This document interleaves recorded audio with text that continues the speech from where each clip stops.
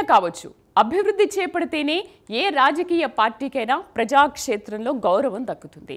ఆ దిశగా అడుగులు వేస్తామని ఇచ్చిన హామీలు, వాగ్దానాలు నెరవేర్చడంలో తెలంగాణ ప్రభుత్వం తీసుకున్న తాజా నిర్ణయం ప్రపంచవ్యాప్తంగా చర్చనీయాంశంగా మారింది.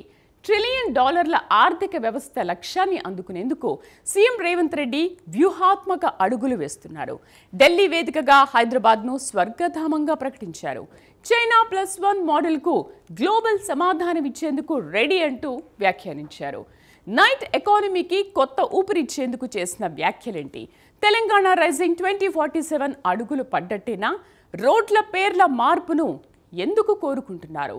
సౌత్ విద్యార్థులకు నాణ్యమైన విద్యను ఎందుకు తెరపైకి తీసుకొచ్చారు? ఆ విశేషాలు ఇప్పుడు చూద్దాం.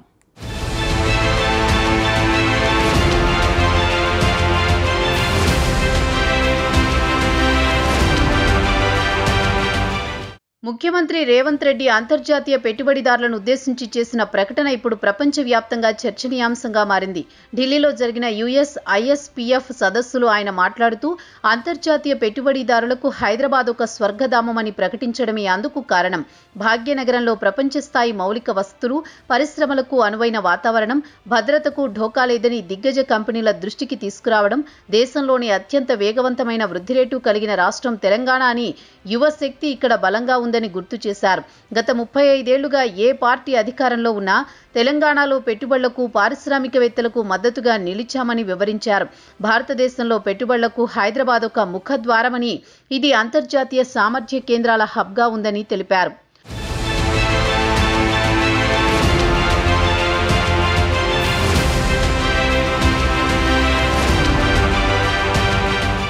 తెలంగాణ ప్రభుత్వం లక్ష్యం $1 ట్రిలియన్ ఆర్థిక సామర్థ్యం. ఇదే క్రమంలో ఢిల్లీలో ముఖ్యమంత్రి రేవంత్ ప్రదర్శించిన తెలంగాణ రైజింగ్ 2047 విజన్ ప్రపంచ వ్యాపార వర్గాలను విశేషంగా ఆకట్టుకునేలా చేసింది. టెక్ దిగ్గజం సిస్కో మాజీ CEO జాన్ చాంబర్స్ ముఖ్యమంత్రి విజన్ను పారదర్శకంగా, సాహసోపేతంగా సాధించగలిగేలా ఉందని ప్రశంసించడమే అందుకు కారణం. ముఖ్యమంత్రి రేవంత్ చెప్పిన ప్రాజెక్టులు ఎంతో ప్రేరణాత్మకంగా ఉన్నాయన్నారు. అంతేకాదు చైనా +1 మోడల్కు గ్లోబల్ సమాధానం తెలంగాణ అవుతుందని సీఎం చెప్పడం గమనార్హం. ఎందుకంటే ఇప్పటికే ఆయన పలు వేదికల్లో ఇతర దేశాల గురించి చర్చించుకోవడం కాదు, మన వద్ద ఉన్న వనరులను గుర్తిస్తే అలాంటి ఖ్యాతి మనం కూడా అందుకోవచ్చని వ్యాఖ్యానించారు.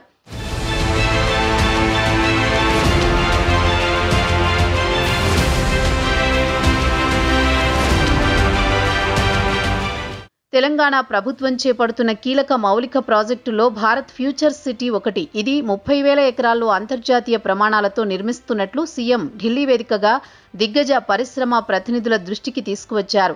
తలపెట్టిన ఈ కార్యాచరణతో దేశంలోని నూతన నగరంగా మారుతుందని, అలాగే మూసీ నది పునర్జీవం పూర్తయితే లండన్, టోక్యో, దుబాయ్ రివర్ ఫ్రంట్ల మాదిరిగానే హైదరాబాద్ కూడా నైట్ ఎకానమీలో కొత్త దశలోకి ప్రవేశించేలా చేయడమే రేవంత్ లక్ష్యంగా ఉంది. డ్రై పోర్ట్, మెట్రో విస్తరణ, regional ring road, radial road, ORR, RRR మధ్య తయారీ జోన్ వంటి ఇన్ఫ్రా ప్రాజెక్టుల పురోగతిని కూడా ముఖ్యమంత్రి దృష్టికి తీసుకువెళ్లే ప్రయత్నం కూడా అందరినీ ఆకట్టుకునేలా చేసింది.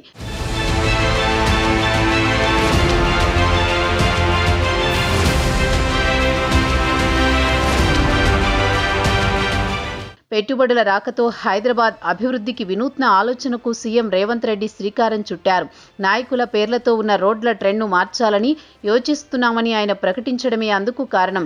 ఇకపై భాగ్యనగరంలోని ముఖ్యమైన రోడ్లకు గూగుల్, మెటా, TCS, ఇన్ఫోసిస్ వంటి టెక్ దిగ్గజ సంస్థల పేర్లను పెట్టాలని నిర్ణయించడం ఆలోచన రేకెత్తించేలా మారింది. అలాగే హార్వర్డ్, స్టాన్ఫోర్డ్, ఆక్స్ఫర్డ్ వంటి ఐవీ లీగ్ విశ్వవిద్యాలయాలు హైదరాబాద్లో ఆఫ్షోర్ క్యాంపస్లు ఏర్పాటు చేయాలని కూడా సీఎం ఆహ్వానం కూడా కీలకమని చెప్పాలి. ఎందుకంటే తక్కువ ఖర్చుతో సులభమైన వీసా విధానాలతో గ్లోబల్ సౌత్ దేశాల విద్యార్థులకు నాణ్యమైన విద్య అందించేలా చేయడమే ప్రధాన లక్ష్యంగా, దాని వెనుక ఉండడమే ఆంతర్యం.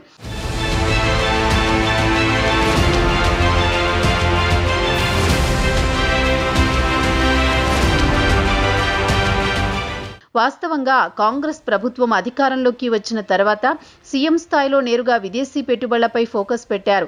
ఈ క్రమంలోనే డిసెంబర్ 8, 9 తేదీల్లో జరగనున్న తెలంగాణ రైజింగ్ గ్లోబల్ సమ్మిట్ కోసం ప్రపంచవ్యాప్త పెట్టుబడిదారులు ఆసక్తిని వ్యక్తపరిచేలా ప్రభుత్వం వ్యూహాత్మకంగా అడుగులు వేయడం గమనార్హం. మహిళా సాధికారత, నాణ్యమైన విద్య, యువతకు నైపుణ్య శిక్షణ, అత్యున్నత జీవన ప్రమాణాలతో కూడిన అంతర్జాతీయ స్థాయి నగరంగా హైదరాబాద్ను తీర్చిదిద్దడమే తమ ప్రభుత్వ ప్రథమ ప్రాధాన్యమని సీఎం విదేశీ ప్రతినిధులతో ప్రభుత్వ ఆలోచనను క్లియర్గా చెప్పడం విదేశీ కంపెనీలు ఆసక్తికి కీలకంగా మారాయి.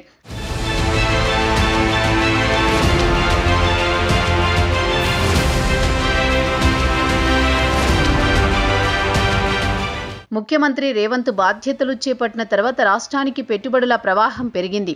ముఖ్యంగా వరల్డ్ ఎకనామిక్ ఫోరం సదస్సు 2024 కోసం ఆయన దావోస్ పర్యటన రాష్ట్ర ఆర్థిక ప్రగతిలో ఒక మైలురాయిగా నిలిచింది. ఈ ఒక్క పర్యటనలోనే తెలంగాణ ప్రభుత్వం 40,000 కోట్లకు పైగా పెట్టుబడులను ఆకర్షించింది. ఈ భారీ పెట్టుబడులకు సంబంధించిన అనేక అంతర్జాతీయ సంస్థలతో కీలకమైన అవగాహన ఒప్పందాలు కుదుర్చుకుంది. ప్రధానంగా IT, technology, life sciences, aerospace మరియు పునరుత్పాదక ఇంధన రంగాలకు సంబంధించినవే ఎక్కువ. మైక్రోసాఫ్ట్ వంటి దిగ్గజ సంస్థలతో భారీ పెట్టుబడుల ఒప్పందాలు కుదిరాయి.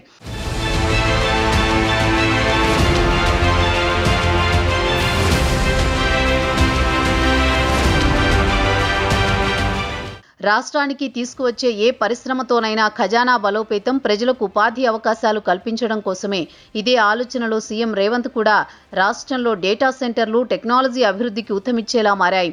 ఫిలిప్స్, నోవార్టిస్ వంటి అంతర్జాతీయ సంస్థలు తమ కార్యకలాపాలను విస్తరించడానికి లేదా కొత్త పరిశోధనా కేంద్రాలను ఏర్పాటు చేయడానికి ఎంఓయూలు చేసుకున్నాయి. అలాగే అదానీ గ్రూప్ వంటి దేశీయ దిగ్గజాలతో కీలకమైన ఒప్పందాలు కుదిరాయి. ముఖ్యంగా పవర్, డేటా సెంటర్లు, ఏరోస్పేస్ రంగాలలో పెట్టుబడులు పెట్టడానికి హామీ లభించింది. ఈ ఒప్పందాలతో పాటు ఇతర పర్యటనలు, సమావేశాల ద్వారా రాష్ట్ర ప్రభుత్వం 75,000 కోట్ల మొత్తం పెట్టుబడుల లక్ష్యాన్ని చేరుకోవడానికి కృషి చేస్తోంది. ఈ పెట్టుబడుల విజయం తెలంగాణను చైనా +1 మోడల్కు గ్లోబల్ సమాధానంగా నిలబెట్టడంలో కీలక పాత్ర పోషిస్తోంది.